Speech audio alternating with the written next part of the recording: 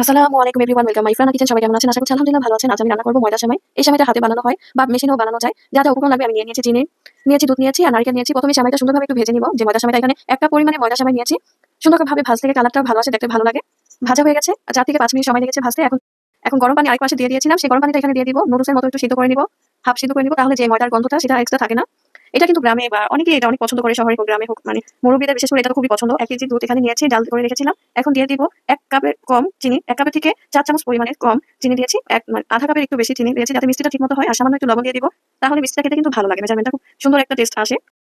চিনিটা গলিয়ে দিয়ে দিব যে ময়দা সেমাইটা সেটা এখানে দিয়ে অনেকক্ষণ ফুটিয়ে নিব। দুধটা কিন্তু জাল করে 1 কাপের মতো কমিয়ে নিয়েছি 1 কেজি থেকে। এখন দিয়ে দিব সেমাইটা বলক এসে পড়েছে। যে সেমাইটা ফুটিয়ে রেখেছিলাম ময়দা সেমাই এটা বলে, হাতে বানানো সেমাইও অনেকে বলে। এটা 4 থেকে 5 মিনিট খুব ভালোভাবে জাল করব, দুধের সাথে মিক্সড করব যাতে এটা খেতে খুবই সুস্বাদু লাগে। আর এক্সট্রা কোনো কিছুই উপকরণ লাগবে না। যখন হয়ে আসবে তখন দিয়ে দিব নারকেল কুচি। 4 চামচ পরিমাণে দিয়ে দিব। আপনি কম বেশি দিতে পারেন। এটা অনেকে গুড়ের দিয়েও রান্না করে, খাঁটি গুড় যেটা একদম খেজুরের খাঁটি গুড়, সেটা দিয়ে রান্না করলেও কিন্তু খুব মজা লাগে। আপনি যেভাবে পছন্দ করেন অবশ্যই রান্না করবেন। আর 4 চামচ পরিমাণে দিয়ে দিলাম নারকেল। আপনারা নারকেল স্কিপ করতে পারেন যদি আপনাদের ভালো না লাগে। সেমাইটা প্রায় হয়ে আসছে। নামানোর 2 মিনিট আগে দিয়ে দিব, তাহলে খেতে খুব ভালো লাগে। অবশ্যই খেয়ে দেখবেন, খুব ভালো লাগে সেমাইটা। দুধ সেমাই, ময়দা সেমাই বা হাতে বানানো সেমাইও বলা যায়। অনেকে অনেক ছোট ছোট করেও বানায়। রান্না হয়ে গেছে, এখন পরিবেশন করব। সবাই ভালো থাকবেন, আমার ইফানা কিচেনের সাথে থাকবেন। আল্লাহ হাফেজ, আসসালামু আলাইকুম।